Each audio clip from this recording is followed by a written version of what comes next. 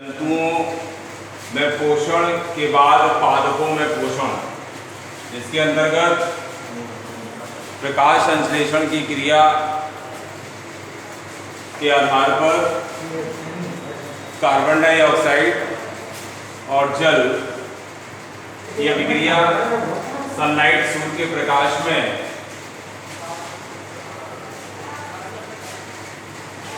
और साथ ही chlorophyll पर्णहरिम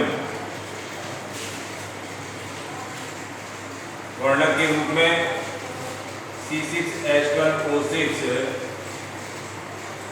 glucose, जल, ऑक्सीजन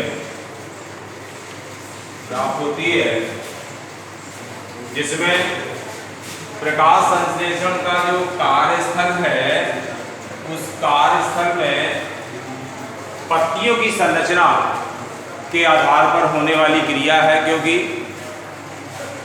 ये पत्तियों की बाह्य संरचना को जब हम देखते हैं तो उसमें 4 भाग देखने को मिलते हैं। ये 4 भाग पर्णाधार, पर्णफलक, शिराएं और पर्णग्रंथ, ये 4 प्रकार की जो बाह्य संरचना है, इस बाह्य संरचना में प्रकाश संश्लेषण के उपरांत होने वाली जो क्रिया है वो समस्त पत्तियों के 4 भागों की बाह्य संरचना के आधार पर सभी फलक, शिराएं, ग्रंथ और पर्णाधार ऊपरी शिरा है, पर्णफलक बीच का, शिराएं किनारे की और पर्णग्रंथ नीचे की टहनी से जुड़ी हुई संरचना होती है, जिसे हम पर्णग्रंथ कहते हैं। इसके बाद पत्तियों की आंतरिक संरचना के आधार पर इसकी जो बाह्य त्वचा है, इस बाह्य त्वचा में ऊपरी जो त्वचा और निचली त्वचा है, इसमें कुछ एक पतली सी लेयर जो पाई जाती है, उसमें रंध्र और द्वारक कोशिकाओं का संपूर्ण भाग विद्यमान होता है। ये संपूर्ण भाग द्वारक कोशिकाओं के द्वारा केंद्रक को ढके रखने का कार्य करती हैं। और आप चित्र में देख रहे हैं कि मैंने यहाँ पर ये रंध्र की संरचना बनाई है। रंध्र की संरचना, इस संरचना के आधार पर जिसमें रक्षक कोशिकाएं हैं, जिसे हम गार्ड सेल्स कहते हैं, उसी से अंदर केंद्रक है और उस केंद्रक में रंध्र कोशिकाएं और रंध्र छिद्र भी पाए जाते हैं। इसके बाद तीसरी जो संरचना आती है वो हरित लवक, क्योंकि पत्तियों में हरित लवक के कारण हमारी पत्तियों का रंग लाल दिखाई देता है, हरा दिखाई देता है। पत्तियों में जो हरा रंग होता है हरित लवक के कारण ही होता है, क्योंकि जब हम लवक की संरचना के बारे में अध्ययन करते हैं तो लवक 3 प्रकार के, वर्णी लवक, अवर्णी लवक, हरित लवक। और इस हरित लवक में 2 ऐसे भाग होते हैं जिसमें जब हम प्रकाश संश्लेषण की क्रियाविधि पर पहुंचते हैं, जिसमें 2 चरणों में संपन्न होने वाली क्रिया होती है। ये 2 चरणों में संपन्न होने वाली क्रिया, पहली क्रिया आती है प्रकाशिक अभिक्रिया, जिसे कहते हैं, एक नाम और है इसका, हिल अभिक्रिया, और दूसरी आती है अप्रकाशीय अभिक्रिया, जिसे हम कहते हैं केल्विन चक्र।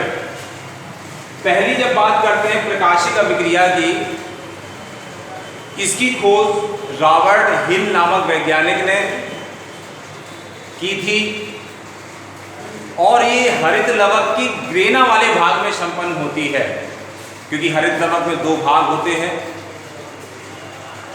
जिसमें ये दोनों क्रियाएं संपन्न होती हैं। और जो अप्रकाशीय अभिक्रिया है, जिसे हम केल्विन चक्र भी कहते हैं, इसकी खोज ब्लैकमैन नामक वैज्ञानिक ने की और परीक्षा में अधिकतर ये दोनों अभिक्रियाएं महत्वपूर्ण हैं। परीक्षा में बहुत पूछी जाती हैं, बोर्ड परीक्षा में। तो प्रिय बच्चों, इन दोनों अभिक्रियाओं को आसानी से समझना है।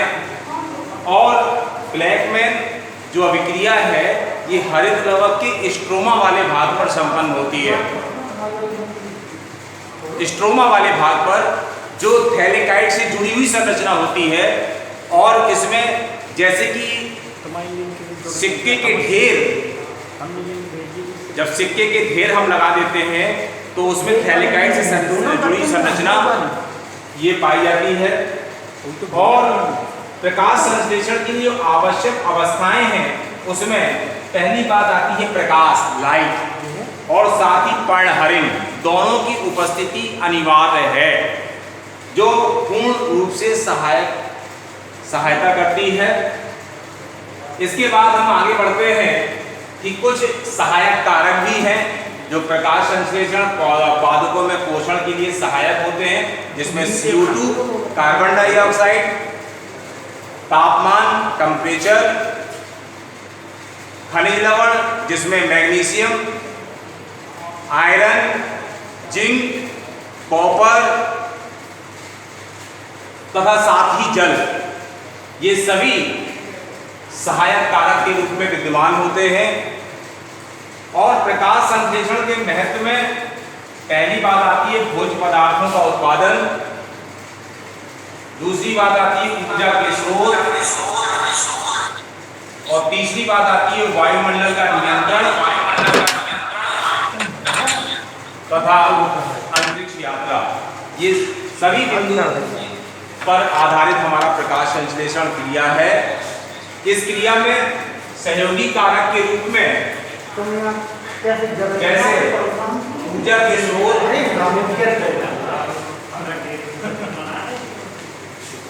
मेन प्रमुख कारक के रूप में कार्य करता है।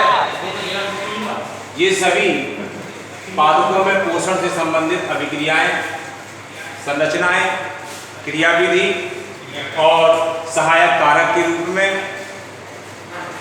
ये पादपों का पोषण आपको बताया गया।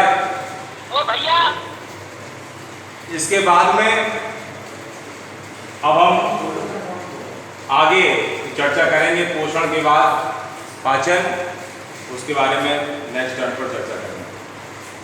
Thank you. बंद कर दो।